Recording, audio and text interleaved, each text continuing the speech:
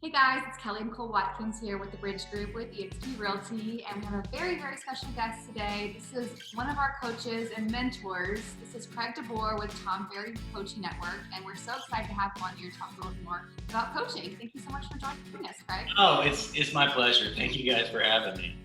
Absolutely. Yeah, so a lot of if you know us, if you've been watching our videos for a while, we are huge in coaching, mentoring, training, and that's why we have a team. That's a huge part of it. We love coaching and training our agents, but we hold them accountable. But we also have a coach, and our coach holds us accountable. So, Coach, if you don't mind, just sharing just a little bit about yourself, what brought you to real estate, that path, and we'll go through a couple other things.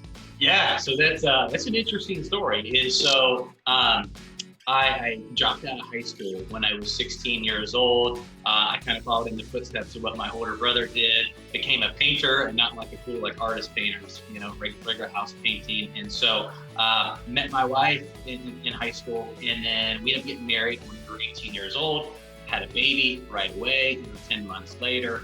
Was always struggling. I always got entrepreneurial. I was always trying to come up with inventions, and I actually went to those places you see on The Price is Right, Invent Help, Call This Line. I actually went to several of those places and tried to pitch ideas, and tried to have. There was actually a real estate show that I tried to get scripted. Had some people that was interested. So I always felt like I was really entrepreneurial, but I just didn't have an outlet for it. And so painting was paying the bills, construction was paying the bills, but I just absolutely hated what I was doing. And then we started working for a lot of investors that were flipping houses in the Indianapolis market, and that's where I'm from. And so I started working for a lot of these guys, and just having conversations with them. And I did the Ritz-Carlton guy, something Carlton. He had this $500 program about flipping houses. I didn't have the money. I ended up buying that. It was something I talked about for a long time. Finally pulled the trigger. It's a total waste of money at the time. But anyways, the same thing at one point. Really? That's hilarious. Well, I did the free trial, and then it was if you return it in this much, and I never returned it. So I had to. And so anyway, fast forward to, I guess let's kind of go back. And so, I was working for a lot of real estate investors, and then just decided, hey, this is something I want to do. And so I started real estate investing, and I had real estate agents that, were kind of quote unquote working for me, so to speak, doing a lot of the work and, getting the data, but I didn't feel like they were doing it really to serve me. I just felt like they had, commission breath the whole time. They didn't care about the transaction. They didn't care about helping me, kind of find a property. And so I had zero desire, to get my license almost 10 years ago to do what I'm doing now in traditional real estate sales outside of coaching. It was strictly just to flip properties. And so I did that for a little bit, and was and then 2008, it was kind of the aftermath after that. And so it made it, somewhat a little bit more difficult, 2010, 2011 to find properties. And so I just kind of switched gears, got into traditional real estate sales. Actually thought about putting my license back into referral status because, as most agents know, you don't get a lot of training or coaching or accountability from modern real estate brokerage. Fast forward, got into coaching, and I was just a sponge. I hung on to everything they told me to do. I consumed everything my coach and what Tom Ferry was telling. There were some other, outside influences. I'm a mentor junkie, and so I take mentorship from anyone I possibly can. And here I am now. I got the privilege to coach, great teams, like Cole and Kelly here, and it's such a privilege. This is truly a passion for me, and they inspire me and they push me with the stuff that they're doing. And so I've got several clients across the nation now, and it's such a joy to be able to do this, for people to just say, hey, it's simple. It's not easy. It's actually really hard. But if you apply yourself to what we're teaching, and you're willing to be held accountable, and you're willing to learn, and you're willing to be a sponge, anyone can succeed in this. And I truly, wholeheartedly believe that. And it really is a joy to be able to coach top producers like Cole and Kelly.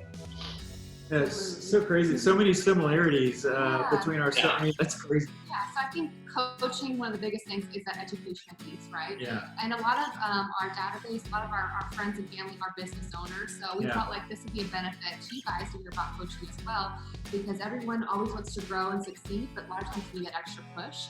But I think education is probably one of the biggest things for coaching. Absolutely. You don't know what you don't know, and having different viewpoints, from other people in your life or that have been there. That's one of our biggest things is we said we need a coach because we know we kind of have a vague picture of where we want to go, but the how to get there is what we need from a coach, a mentor, someone that is where we want to go. So education is definitely that piece in that education system, or that coaching process.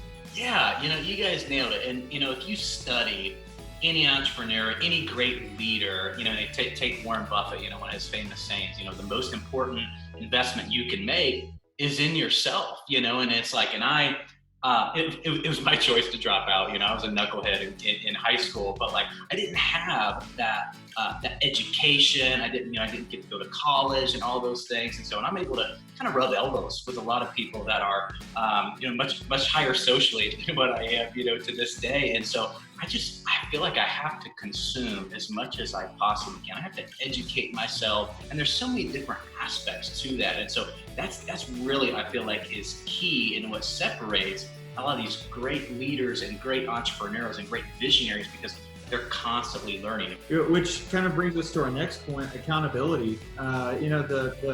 If coaching has taught us one thing, it's that your business is not going to grow. You can have all of this education. I know agents and friends of mine that they read great things, they listen to great podcasts, and it gets them nowhere because there's no accountability there. And that accountability is really what you were telling me the other day as far as relating it to the weight room.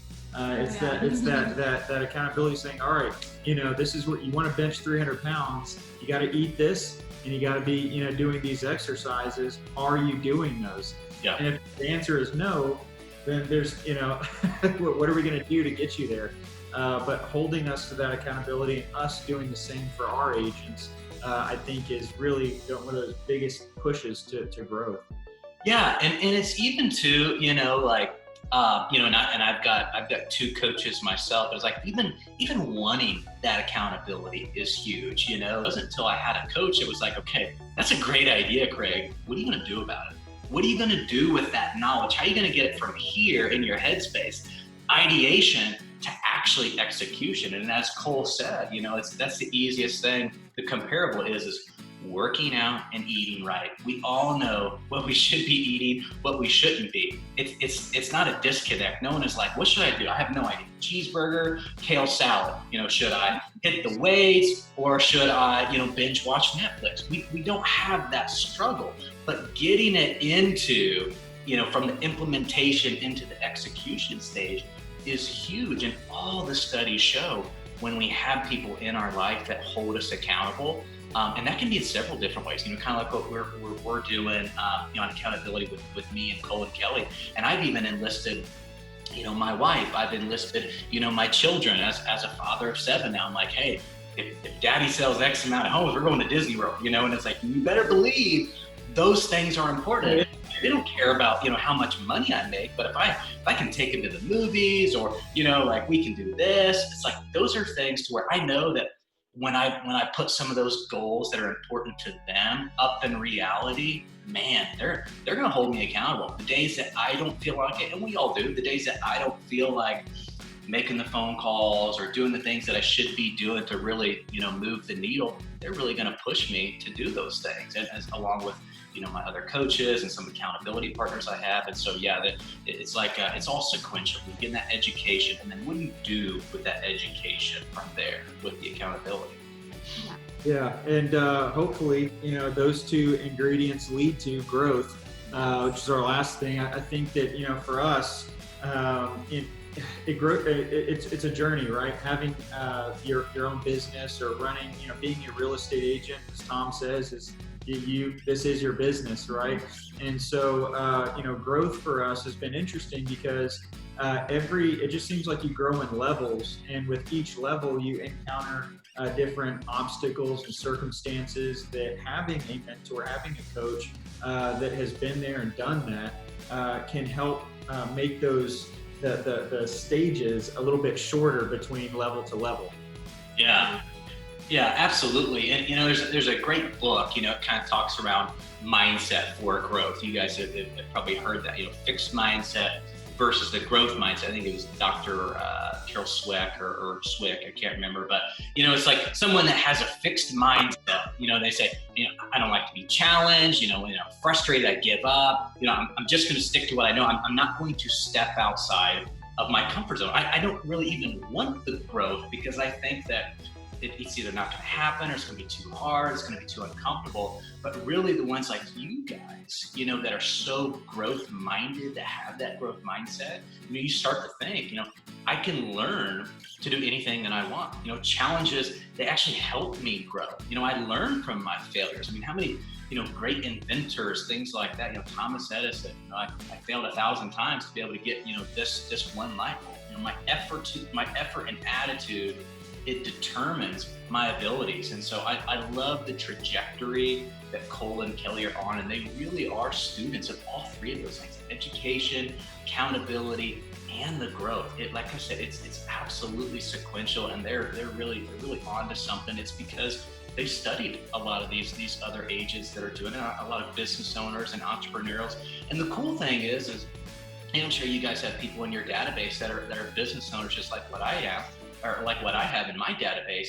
These same principles can be applied, to your own business, so maybe that's a conversation you guys can have with some people in your database. But it's like, I tell people all the time, there's nothing special about me. I'm a high school dropout, and even then, I had terrible grades. I'm a family man, father of 7, but I am fully devoted. I eat, drink, sleep, breathe this industry, and it's mainly just because I'm consuming as much education as I have, talking to my coach every single Thursday morning at 9 a.m. And then I've got another mastery coach that I talk to Monday mornings at 8:30. I'm just fully devoted. There's nothing special about me. I'm not smarter than anyone else. And I wouldn't say I necessarily work harder. I just work smarter, what I feel like, than what some of my competitors do, if that makes sense. Yeah. Big time. We have a lot, like we said before, everyone wants growth, right? So whether they're a business owner or a stay-at-home mom, or whether they just want to accelerate in their career in general, everyone wants that growth. And so these are just some ideas that we'd like to share with you guys and what we've done to see that growth. And we love to mastermind, as we say, and meet with people and just chat and just have a bigger mindset. Always think about growth and think what's next instead of just seeing the here and now. So that's very important to us.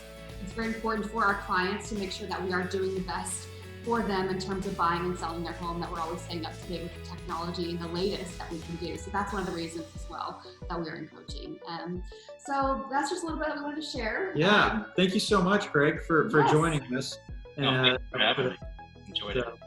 Absolutely. Well, thanks. You guys have a great week, and we'll talk soon.